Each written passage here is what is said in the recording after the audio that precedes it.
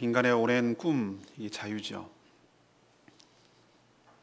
우리를 인간이 얽매이게 하는 것들이 너무 많아서 거기로부터 자유를 꿈꿉니다. 그래서 돈으로부터 자유하기를 원하고, 시간, 또 관계, 건강, 또 어떤 권력, 어떤 제도로부터 자유롭게 되기를 바라서 인간은 늘 그렇게 꿈꾼 것이 인류의 역사입니다. 참 아이러니한 것이 돈이 있으면 시간이 없어요. 그래서 여행을 할 수가 없어요. 그런데 시간이 많으면 또 돈이 없어요. 그래서 여행을 못해요. 이게 지금 인생의 아이러니예요. 그래서 젊을 때는 열심히 먹고 사느라고 열심히 했는데 그러라고 여가를 즐길 수가 없었어요. 이제 연세가 들고 이제 나이가 들어서 여유는 있는데 이제는 같이 놀 사람이 없어요. 이게 인생의 비극이고 아이러니예요. 모든 걸 갖출 수는 없을까? 좀 더 하고 싶은 대로 하지 못할까? 이것이 인간이 늘 꿈꿔오는 삶이에요. 근데 만약에 말입니다, 여러분 마음대로 할 수 있다, 뭐든지 마음대로 할 수 있다라고 한다면 여러분 정말 행복할까요? 그런 것 같지는 않아요. 그것이 바로 제가 성경 공부 시간에도 자주 인용하는 무법천지가 되는 겁니다. 왜? 다 자기의 자유를 존중받고 싶은 거예요. 내 마음대로 하고 싶어요. 내 뜻대로 하고 싶어요. 자기가 하나님이 아님에도 불구하고 자기가 하나님처럼 모든 질서를 자기 기준에 세우고 싶은 거예요. 대통령도 이렇게 하고, 나라도 이렇게 하고, 가족도 이래야 되고, 남편도 아내도 이래야 되고, 교회도 이래야 되고, 목회자도 이래야 되고, 이래야 된다라고 자기 기준에다가 다 배치하고 나를 중심으로 모든 질서가 돌아가기를 바란다. 그럼 자기는 편할지 모르지만 지금 전제가 뭐였죠? 모든 사람이 자기의 뜻대로 할 수 있다면, 자유가 있다면이라는 게 전제이기 때문에 나만 그런 게 아니라 저 사람도 똑같은 생각을 할 거예요. 그러면 어떻게 되는 것이죠? 그 자유가 서로 충돌이 되겠죠. 자유가 서로 충돌이 되면 어떻게 됐습니까? 내 자유를 누리게 하고 싶고 적용하고 싶으니까 상대를 제압하게 되겠죠. 그 순간부터 벌써 자유는 없어지는 것이죠. 이게 인간의 비극이고 아이러니예요. 그래서 여러분이 생각하는 자유가 뭔지에 대한 개념부터, 그리고 어디로부터 자유해야 되는지 그거부터 다시 한번 정립하고 생각을 해야 되는 것이죠. 우리가 정말 돈이 많으면 정말 자유로울까? 시간이 무한정 있으면 자유로울까? 권력이 있으면 내가 자유로울까? 정말 그거로부터의 자유가 자유인가? 라는 것을 오늘 말씀을 통해서 잘 생각해 보시고, 무엇이 진정한 자유이고 또 무엇으로부터 우리가 해방되고 자유를 누려야 되는지, 그리고 참된 자유란 무엇인지 오늘 말씀을 통하여 주의 음성을 듣고 바로 정립하고 진정한 자유를 누리는 여러분 되시길 간절히 축원합니다. 첫 번째, 우리가 자유와 관련돼서 알아야 될 것이 있어요. 그것은 뭐냐? 자기가 자유가 없는 종이라는 사실을 먼저 인식하는 것이 중요해요. 자기가 자유가 없는데도 불구하고 남들은 다 알아요. 근데 자기가 자유가 없다라고 생각하지 못하고 난 자유롭다고 생각하는 사람에게 아무리 자유를 주어봐야 아무 소용없어요. 제가 여러분 비유를 듭니다만, 술, 담배, 도박, 포르노, 권력도 굉장한 중독입니다. 우리가 소위 중독이라고 말하는 거 있잖아요. 그런 걸 보면 굉장히 그런 것에서 술, 담배 하는 사람들 여쭤보면 이런 얘기를 해요. 네가 자유가 없다. 저보고 그래요. 내가 자유가 있다. 나는 이거 마음대로 아무런 구애를 받지 않는데 너는 뭐 목사님이 더 못하지, 뭐 술, 담배도 못해, 뭐도 못해, 어디도 못 가. 나는 남 마음대로 가. 그리고 마음대로 해라고 하면서 내가 자유가 있는 것처럼 생각하고 네가 자유가 없는 것처럼 생각하는데 정말 그러냐는 거예요. 술꾼들이 그러더군요. 처음에는 사람이 술을 먹는데 술이 술을 먹다가 나중에 술이 사람을 먹는다고. 그 말이 얼마나 일리가 있는 말인지 제가 알아요. 왜 그렇죠? 처음에는 내가 자유롭게 시작하는 것 같아요. 그러나 거기에 딱 매이는 순간 나는 진정한 자유는 없고 거기에 내가 종이 되어 있다는 사실을 깨달아요. 알코올 중독에 걸린 사람, 담배에 인이 배긴 사람들 자유롭습니까? 절대 자유롭지 못합니다. 금단 현상이 일어나고 알코올 중독에 걸린 사람들 보면은 항상 때가 되면은 찾아요. 불안해서 못 살아요. 누가 종입니까? 제가 종입니까? 그 사람이 종입니까? 자기가 종이라는 사실을 인식 못하는 사람에게 무엇을 해방을 얘기하고 자유를 얘기한들 그 사람에게 그게 먹히겠어요?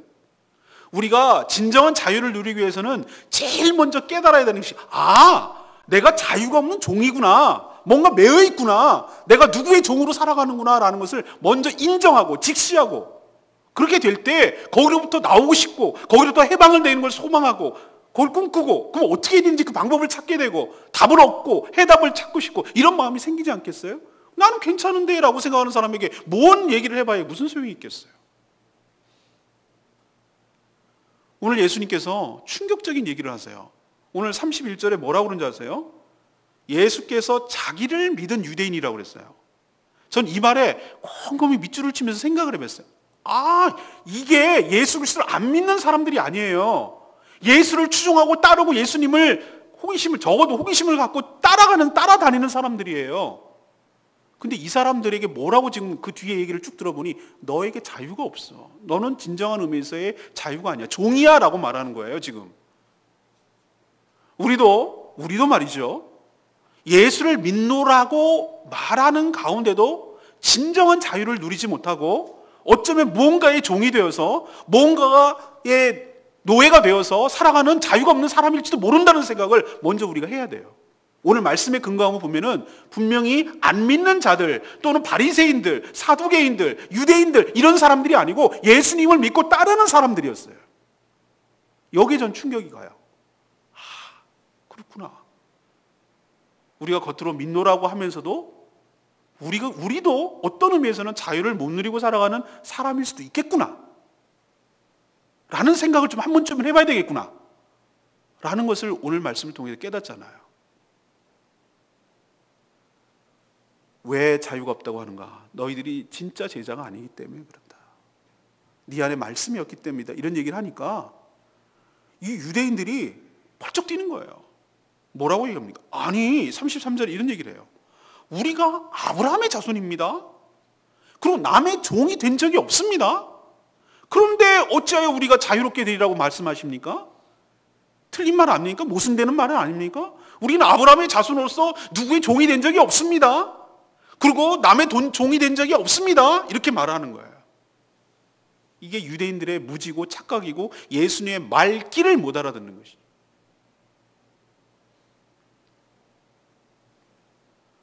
우리도 대화를 하다 보면은 이런 경우가 있잖아요. 말을 못 알아듣는 게 아니라 말귀를 못 알아듣는다는 표현을 쓰잖아요. 예수님이 말을 했는데 그 말을, 소리를, 음파를 못 알아듣는다는 얘기 아니라 예수님의 말의 진짜 의도를 뭔지를 모른다는 뜻으로 받아들이면 예수님이 이런 얘기를 해봐도 무슨 얘기인지 모르고 이런 식으로 동문서답하고 사후정 같은 얘기를 하는 거예요.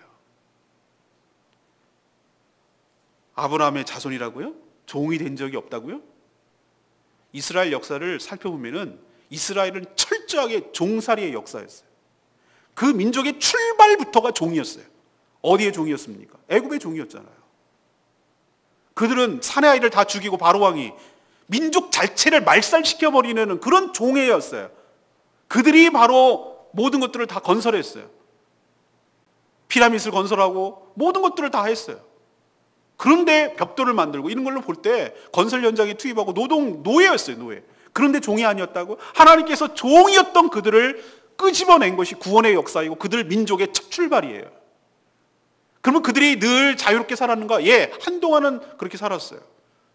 가나안을 정복하고 12지파가 정복해서 그렇게 사울왕, 다윗왕, 솔로몬 왕까지 그렇게 단일 국가로 살다가 솔로몬 왕 이후에 남북으로 갈리고 북쪽 이스라엘, 남쪽 유다, 그래서 어느 정도 그 총 기간을 다 짜보니까 한 1000년 정도 돼요. 그때는 자유롭게 사는 것처럼 보이지만 그러나 사사시대도 보면 아니면 남북시대도 보면은 항상 외적의 침입을 받고 시달리고 그래서 진정한 의미에서의 자주독립국가 종된 적이 없었던 적이 없어요. 그리고 북쪽은 결국은 아수르에게 망하고 남쪽은 결국 바벨론에 망해서 결국은 포로로 끌려가가지고 종살이하며 지냈어요. 자유가 없었어요. 정치적으로 봐도 그들의 말 논리로 그대로 따라한다 하더라도. 그리고 다시 포로에서 귀환하지만 잠시 독립을 누리는 것 같지만 페르시아가 누구에게 넘어옵니까? 헬라로 넘어가잖아요. 그리스로. 망하잖아요. 그 헬라 대제국의 밑에 있는 셀루쿠스 왕조, 4개의 왕조 중에 하나인 셀루쿠스 왕조, 거기에 포함돼 가지고 종살이를 해요. 이스라엘 백성들이.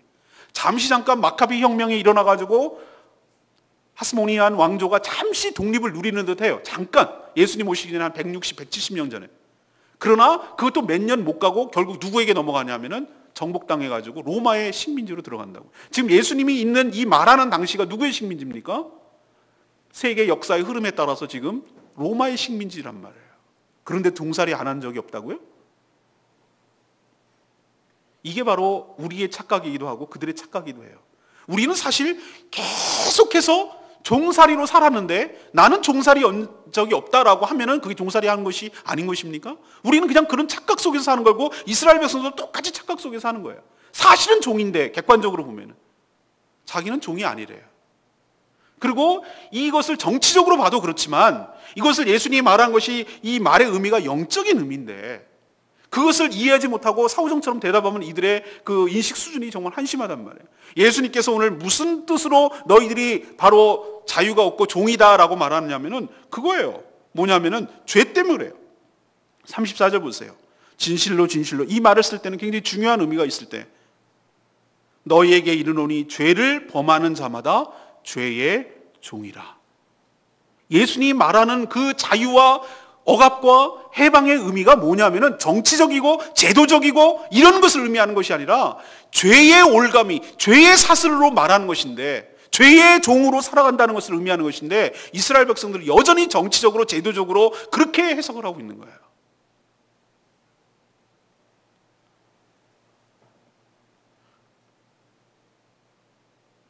낚시를 할 때 물고기가 낚시꾼의 미끼에 딱 물리는 순간 그건 자기가 자기 것이 아닙니다.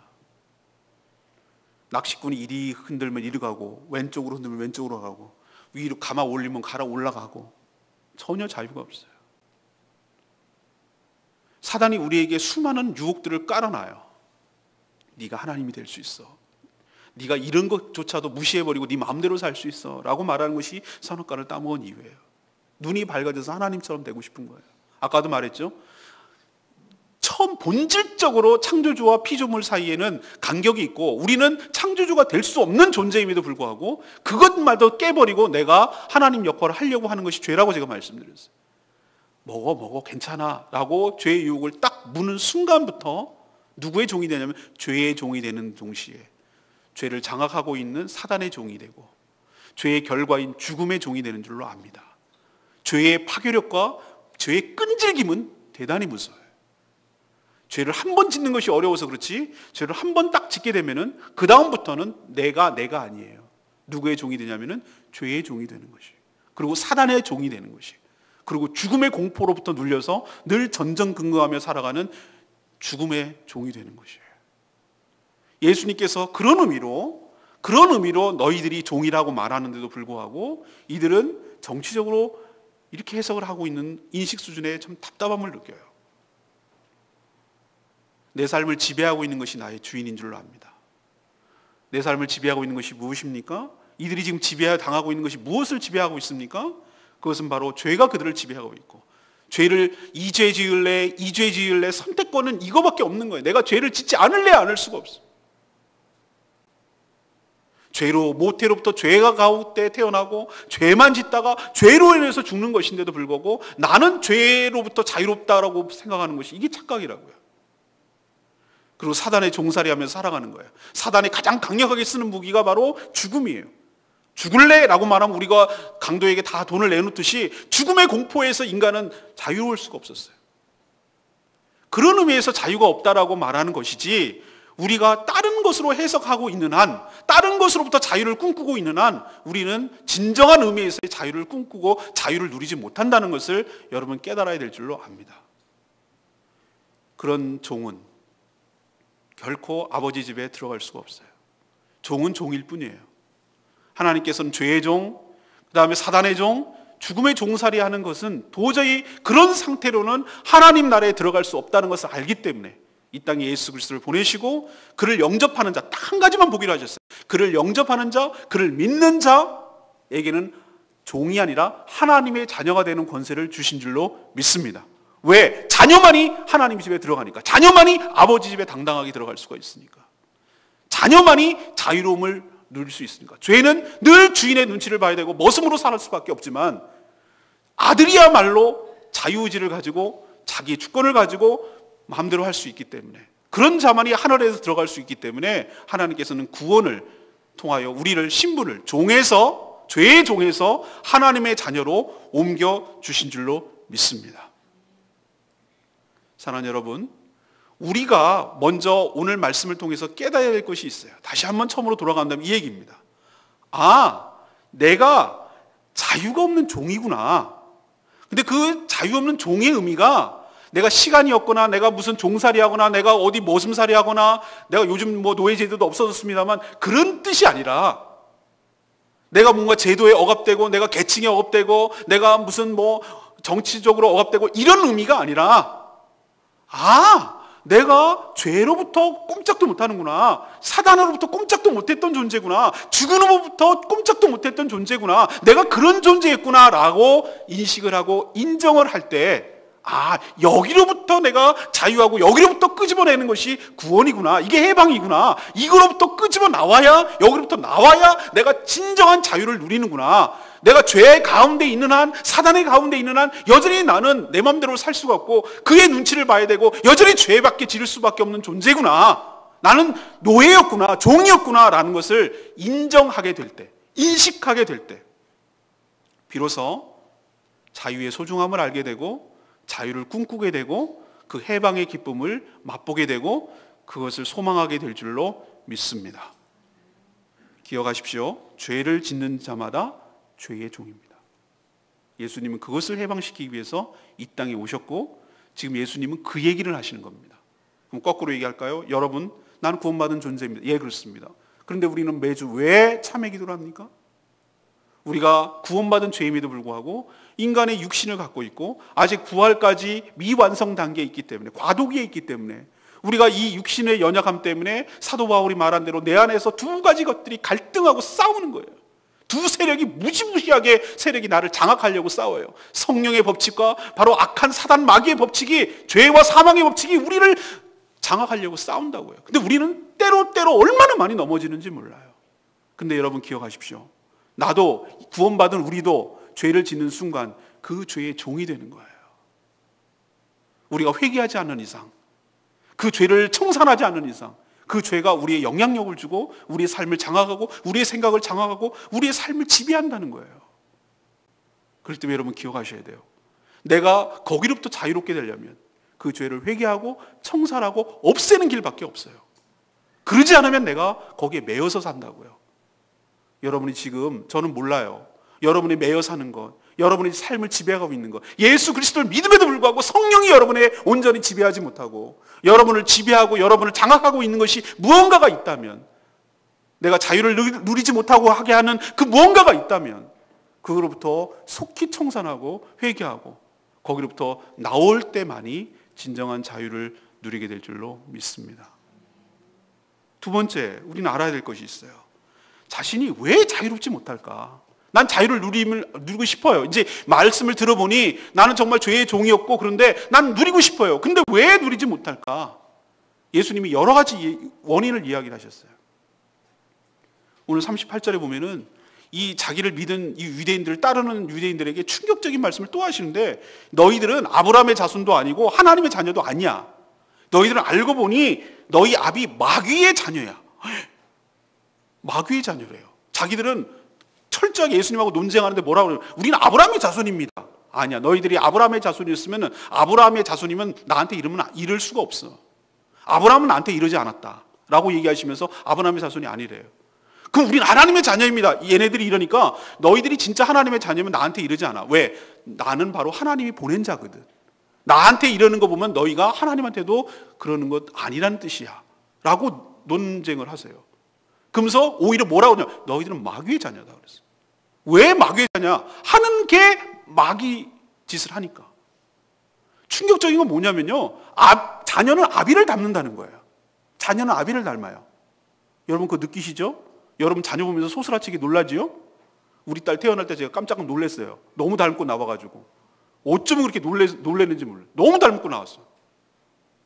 나중에 보니까 식성까지 닮아요. 식성까지. 생긴 거는 물론 말할 것도 닮아요.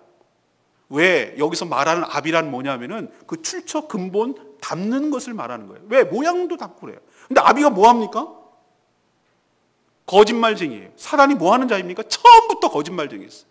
거짓을 말하면서 자기 것인 양 말해요. 죽을까 하노라 라고 하와를 속이는 자예요. 거짓말하는데 능숙해요. 진리가 그 안에 없어요. 모든 말하는 것들이 다 거짓이에요. 그리고 욕심이 가득하고, 그리고 살인하는 자라고 그랬어요.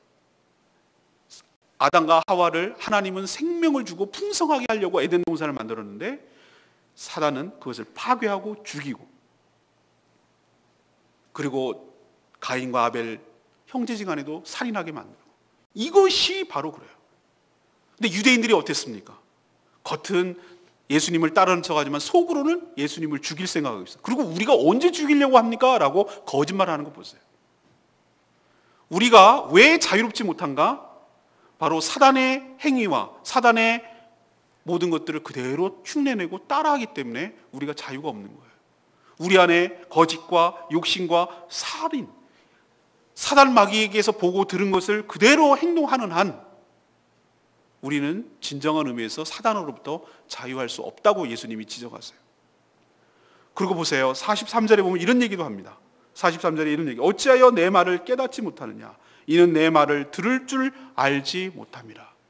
이들이 깨닫지 못하는 이유, 말씀을 듣지 못하는 이유, 그래서 말씀을 들어야 진정한 의미에서 해방이 일어나는 거예요. 이들이 깨닫지 못하는 이유는 말씀을 들을 줄 모르기 때문에 그래요. 들을 수가 없어요.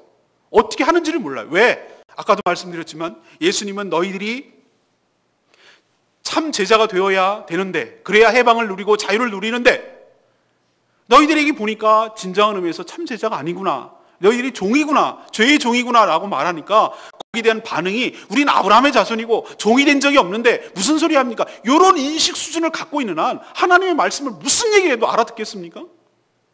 우리도 마찬가지란 말이에요. 하나님의 말씀이 온전히 선포되는데 이것을 자기 레벨에서, 그러니까 자기 인식 수준에서 그것을 받아들이고 있는 한 말씀이 그걸 들어갈 수가 없는 것이죠. 말씀이 그것이 깨달을 수가 없는 것이죠. 그렇게 있는 한 하나님께서 자유를 얻는 방법, 해방을 얻는 방법을 백날 천날 얘기를 해봐야 그것을 깨달을 수가 없기 때문에 어떻게 해야 되는지를 모르는 거예요. 근데 이게 우리의 문제일 수도 있다는 거예요. 그리고 예수님께서는 나를 홀로 두지 않은 이유가 하나님이 기뻐하시는 일을 내가 함으로 항상 나와 하나님이 함께 하신다고 그랬어요. 근데 하나님이 기뻐하시는 것이 무엇인지를 깊이 생각하고 하나님이 원하시는 것이 무엇인지를 깊이 생각 못하니 주의 임재와 주의 동행이 불가하는 거예요. 그러니 내가 여전히 죄 가운데, 사단 가운데 살아가는 것이죠. 그리고 오늘 결정적인 말씀 37절의 말씀이에요. 나도 너희가 아브라함의 자손인 줄 내가 육체적으로는 안다. 그러나 내 말이 너희 안에 있을 곳이 없으므로 나를 죽이려 하는도다. 우리가 자유를 못 누리는 결정적인 이유가 뭘까라고 오늘 말씀을 준비하면서 가장 핵심, 오늘 강조해야 될 것이 뭘까라고 생각한 것이 바로 이 부분이에요. 예수 그리스도의 말씀이 선포되는데도 불구하고 그것이 내 심령의 밭에 들어가지 못하고 마치 강력한 방패막이처럼 튕겨나가요. 말씀이 튕겨나가요. 말씀이 거할 곳이 없어요. 말씀이 머물 곳이 없어요. 말씀이 들어갈 틈이 없어요. 너무 완벽하게 철통 방어를 하고 있기 때문에 그 마음이 무엇으로 가득 채워져 있기 때문에 방어를 하고 있기 때문에 들어갈 수가 없어요. 그러니 여전히 나는 말씀 따로 어떻게 알려줘도, 키를 줘도, 거기서부터 나올 수 있는 그 수갑의 키를 줘도 그것을 받아낼 수 있는 수용 자세가 안 되어 있어요. 무엇으로 그렇게 가득 차 있을까? 거할 곳이 없다는 얘기는 내 안에 뭔가가 가득 채워져 있다는 얘기인데, 그게 바로 우리들을 가득 채우는 것이 우리의 자아라는 것을 깨달았어요. 우리의 욕심, 우리의 자아가 너무나 견고하고 가득해요. 내 생각, 내 감정에 충실해요. 내 경험, 내 판단에 너무 충실해요. 그것이 내 마음을 가득 채웠기 때문에, 빈틈이 없기 때문에, 공간이 없기 때문에 그것을 말씀이 들어가서 거할 틈이 없는 거예요.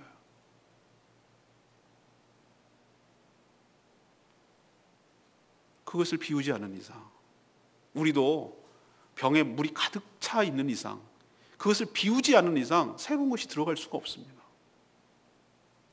우리가 우리 자아로 견고하게 차 있는 이상 하나님의 말씀이 거할 틈이 없어요. 거할 곳이 없다고 그랬어요. 그래서 나를 죽이려 하는도다. 환영해야 될 예수 그리스도를 죽이려 하는 반응이 나오는 이유가 말씀이 거할 틈이 없기 때문에.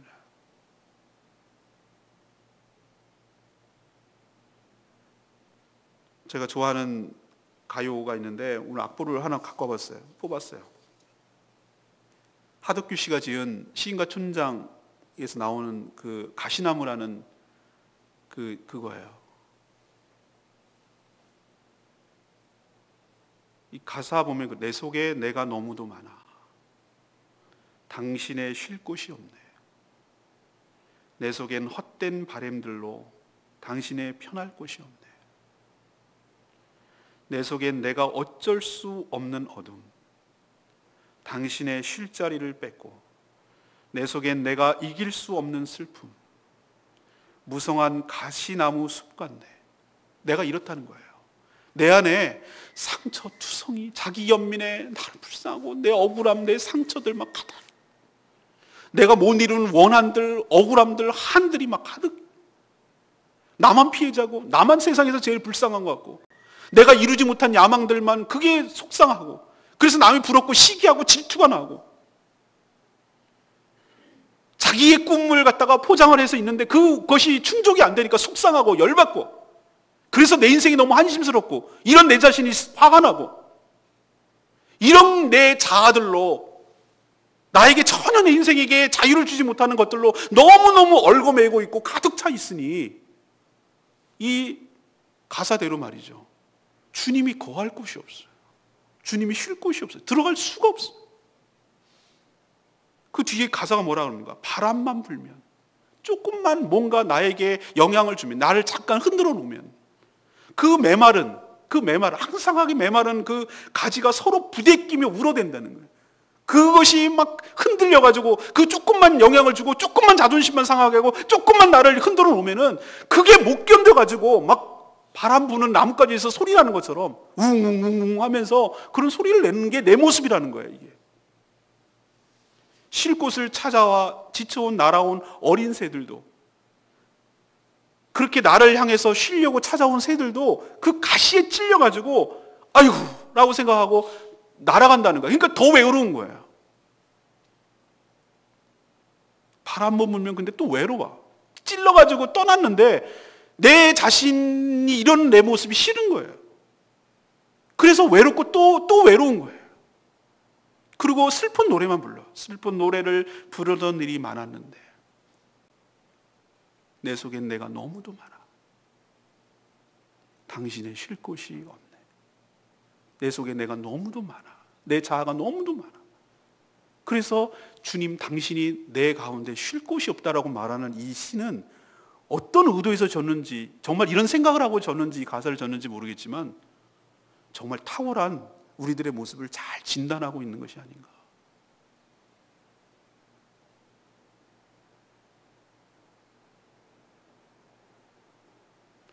부르고 싶지만 시간이 없는 관계로. 사랑하는 여러분, 우리가 자유롭지 못한 이유를 오늘 말씀을 통해서 진단해보고 정확하게 알아야 될 줄로 믿습니다. 그것은 다른 거 다 기억 못하셔도 이걸 기억하셔야 돼요. 내 안에 나를 가득 채운 것이 무엇인가? 내 안에 가득 차 있는 것이 무엇인가? 그래서 주님의 말씀이 거할 곳이 없는 그 채워진 그게 뭔가? 그리고 나를 얽매이게 하는 것들이 뭔가? 이것들을 걷어내고, 이것들을 비워내고, 이것들을 청소하지 않으면, 이것이 회개를 통하여 성령의 불로 소멸되지 않으면, 태워지지 않으면 예수님의 말씀이 들어갈 수가 없고, 예수님의 말씀이 들어가지 못하면 내가 진정으로 자유를 누릴 수 없게 되는 줄로 압니다. 청소할 때, 저도 대청소하고 해봅니다만, 청소할 때 대원칙이 하나 있어요. 버리지 않으면 정리된 게 아니에요.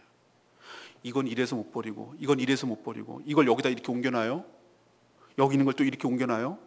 이거 있는 걸 일로 옮겨놔요? 그게 청소입니까? 정리인가요? 그거는 위치 이동이지 청소가 아니죠.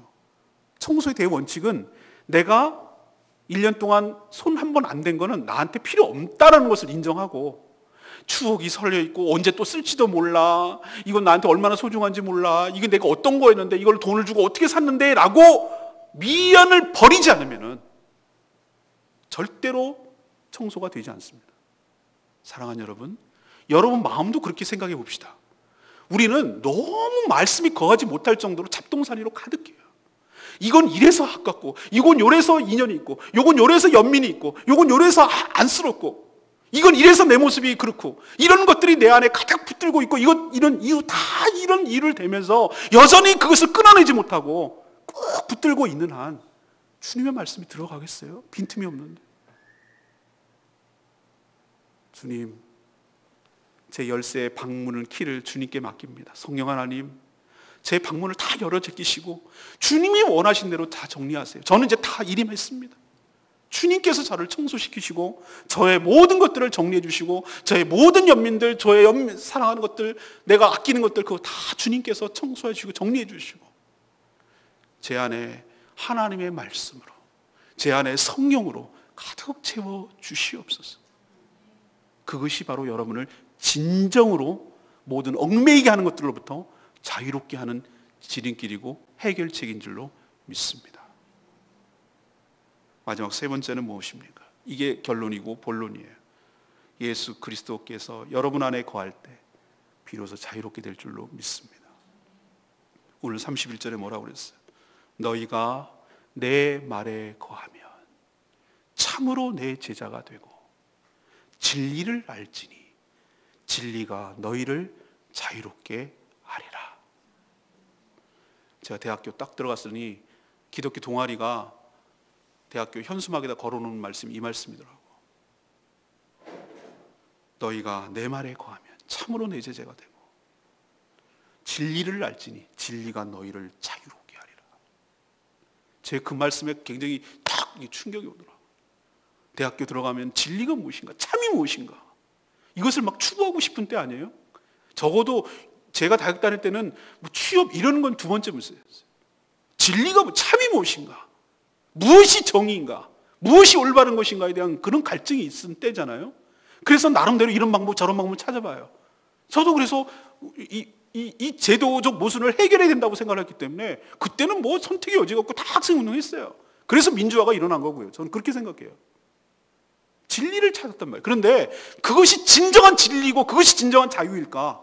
그렇게 되면은 진짜 자유가 오는 걸까? 아니더라고요. 제가 보니까 진짜 자유는 제가 여기서 깨달았어요. 이 말씀을 통해서.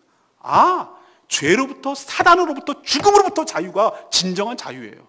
정치적이고 경제적이고 이런 제도적이고 사상적인 것으로부터 자유가 진정한 자유가 아니라 죄로부터 자유가 진정한 자유더라고요. 그래서 제가 생각을 바꿨어요. 운동하다가. 이것이야말로 진정한 자유다라고 내가 확신을 얻었기 때문에. 주님의 말씀이 거해야 됩니다. 여러분 가운데 주님의 말씀이 거해야 돼요. 말씀에 거한다는 것은 말씀에 순종한다는 것이고, 말씀이 여러분의 삶을 지배한다는 얘기고, 말씀이 여러분 삶 안에 들어가서 말씀이 진리가 성령으로 여러분 안에 존재한다는 뜻이고, 그 성령의 영향을 받아서 그 말씀에 순종함으로 살아간다는 게 거한다는 거예요. 거한다는 것은 우리가 어디에 거하십니까? 어디에 머무십니까? 어디에 살고 계십니까? 라는 뜻이잖아요. 단순히 어디에 위치해 있습니까? 라고 물어보는 게 아니라 거한다는 것을 함께 더불어서 산다는 얘기잖아요. 예수께서 지난번에 얘기했지만 내 문을 열 때 내 안으로 들어오셔서 나와 더불어 먹고 사는 것이 거하는 것입니다. 예수님이 나하고 거하는 것이 바로 말씀이 거한다고 말하는 것이고, 이게 말씀이 거할 때 내가 진짜 제자가 된다는 뜻이고, 그래야 그 진리가 우리를 자유롭게 한다는 뜻이고, 같은 말이에요. 참 제자란 예수님을 몸으로 따라다니는 자가 아니에요. 말씀을 듣고 믿고 실천함으로 주님을 닮아가고 예수님을 내 마음에 모시고 그분이 나의 주인님으로 섬기고 그분의 말씀에 순종함으로 살아간다는 거예요. 그럴 때만이 내가 모든 것으로부터, 모든 얽매이는 것으로부터 우리가 자유하게 될 줄로 믿습니다. 자유요? 제도 이런 거 아니에요. 돈 아니에요. 시간 아니에요. 죄와 사망과 사탄과 여러분의 자아로부터, 거기로부터 해방되는 것이 진정한 자유인 줄로 믿습니다. 전에는 이 죄 지을, A라는 죄를 지을래, B라는 죄를 지을래, 이런 선택권밖에 없었어요. 그러나 우리가 진정으로 자유하고 해방하게 되면은 어떤 자유가 생기냐면은 내가 죄를 짓지 않을 수 있는 권한이 우리에게 생길 줄로 믿습니다. 이게 달라진 점이에요. 전에는 사단의 노예가 돼서 죄를 안 지을래 안 지을 수가 없어. 술하고 담배 하는 사람들 보십시오. 저녁 시간쯤 되면은 누가 안 불러주나, 안 불러주나. 야, 누구 나와? 그러면은 마치 기다렸다는 듯이 이렇게 나가더라고요. 제가 교생 실습을, 교육학을 전공해서 교생 실습을 하는데 모 대학 체육학과 학생들이 있었어요. 그 학생들 보면은 세상에 한 달 동안 교생 실습하는데 그 학교 앞에다가 단골 술집을 만들더라고. 맨날 무슨 명목을 가지고 나가더라고. 그 다음날 막 아침에 출근했는데 술 냄새가 풍기는데 그걸 막 자랑하더라고. 난 부끄러워 죽겠는데, 학생들 앞에 섰는데 부끄럽잖아요. 나는 술 냄새 풍기는. 근데 그거를 남자다운 걸로 알고 그 죄를 자랑하더라고요. 그래야 서로 인정해주고 그것을 죄를 은폐하고 죄를 용납해주고 용인해주니까. 술이, 내가 술을 먹는다고요? 천만의 말씀. 술이 사람을 먹는다는 걸 제가 그때 깨달았다니까요. 여러분 기억하십시오. 죄로부터 자유한다는 것은 내가 죄를 짓지 않는다는 개념이 아니라 내가 죄를 짓는 것을 포기하고 걷어차고 안 지을 수 있는 권한이, 권리가, 내 자유가 생겼다는 것이 진정한 자유인 줄로 믿습니다. 여러분께 예수께서 피값으로 여러분에게 자유를 주시고 그 얼마나 자기를 죽여서 그 목숨값으로 여러분에게 그 얽매였던 자유를 줬는데 그 자유 엉뚱한 데 사용하지 마시라고요. 어떻게 해서 얻은 자유인데, 어떻게 해서 여러분에게 그 자유가 되찾게 해줬는데 그 자유를 가지고 또 죄 짓는 일에 사용한다면 그 예수님이 얼마나 속상하고 답답하시겠어요. 하나님 자기 아들을 죽여서 자유를 줬는데 그 자유를 가지고 또 죄 짓는 일에 사용한다면, 다시 말씀드릴까요? 구역질 납니까? 개가 막 속이 부딪혀가지고 뭘 잘못 먹었는지 막 해가지고 윅 하고 토했어요. 그럼 쳐다도 보지 말고 가야 되는데 그게 아쉬워, 아까워. 그걸 또 먹고 앉았어. 그게 개라고요. 죄가 그렇다고요. 그걸 어떻게 해서 토해냈는데, 어떻게 해서 그 대가를 치르고 했는데 그 생긴 자유를 가지고 또 그걸 죄를 먹고 마시고 하는 그 여러분의 모습을 보면, 하늘에서 보시면 얼마나 속상하고 안타깝고 속상하시겠어요. 여러분 인식하십시오. 여러분에게 자유가 생겼습니다. 아멘. 자유가 생겼어요. 그 자유 엉뚱한 데 사용하지 마시고 하나님이 기뻐하시고 거룩하고 하나님 원하시는 일에 사용하십시오. 말씀을 결론 내리면, 거짓 자유에 여러분 속지 마세요. 아까도 서론에서 제가 말씀드렸지만 내 마음대로 할 수 있는 것이 자유가 아니에요. 그건 방종이에요. 그 거짓 자유예요. 사단이 그렇게 노리는 거예요. 네 마음대로 해. 네가 정답이야. 제가 옛날에 SK 선전할 때 이거야말로 사단의 속삼이라고 그랬어요. 네가 정답이야. 네가 말이 오잖아. 네가 원하는 대로 해. 이것이야말로 카피가 말하는 사단의 논리예요. 세상의 카피는 항상 그래요. 세상의 가치관을 우리 속에 집어넣으니까. 그건 거짓 자유입니다. 우리는 마음대로 하는 존재가 아니에요. 주 안에 있을 때 자유할 줄로 믿습니다.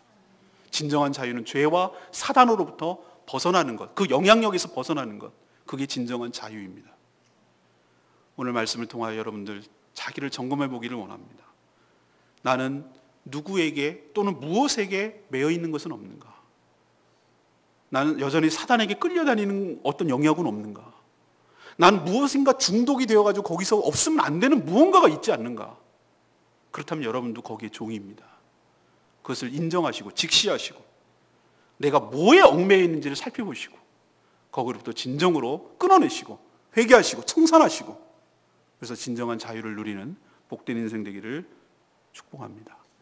그리고 여러분 자유롭지 못한 이유가 뭔지 아셔야 돼요. 여러분의 삶을 말씀이 들어가지 못하기 때문에, 말씀이 지배하지 못하기, 성령이 여러분을 지배하지 못하기 때문에, 내 안에 너무 많은 것들이 있기 때문에 그것이 있는 한 여러분은 여전히 자유롭지 못해요. 말씀이 여러분의 삶으로 들어가고 여러분의 생각과 사고와 감정과 모든 것들을 지배할 때, 말씀이고 성령입니다. 진리이고 성령이 곧 진리이고 말씀이에요. 예수예요. 그 말씀이 여러분의 삶을 들어가서 지배할 때 비로소 우리가 모든 걸로부터 해방될 줄로 믿습니다. 마지막은 무엇입니까? 말씀이 여러분 안에 들어갈 때, 다시 말해서 거할 때, 순종할 때, 그때만이 여러분이 진정한 의미에서 예수 그리스도의 참 제자가 될 줄로 믿습니다. 가짜 제자는요, 모양만 왔다 갔다 하는 거예요. 직분 받고 오랫동안 내가 신앙생활 했다는 연수 자랑하고 3대째 예수를 믿느니 내가 뭐 집안에 누가 뭐 목사를 배출한,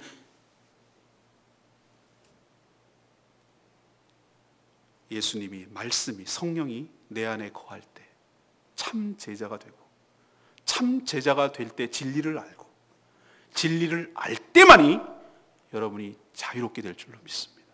이것이 원리입니다. 오늘 말씀 붙들고 기도하는 시간 갖기를 원합니다. 우리 351장 찬양집 351장 이 찬양 부르고 기도하는 시간 갖겠습니다.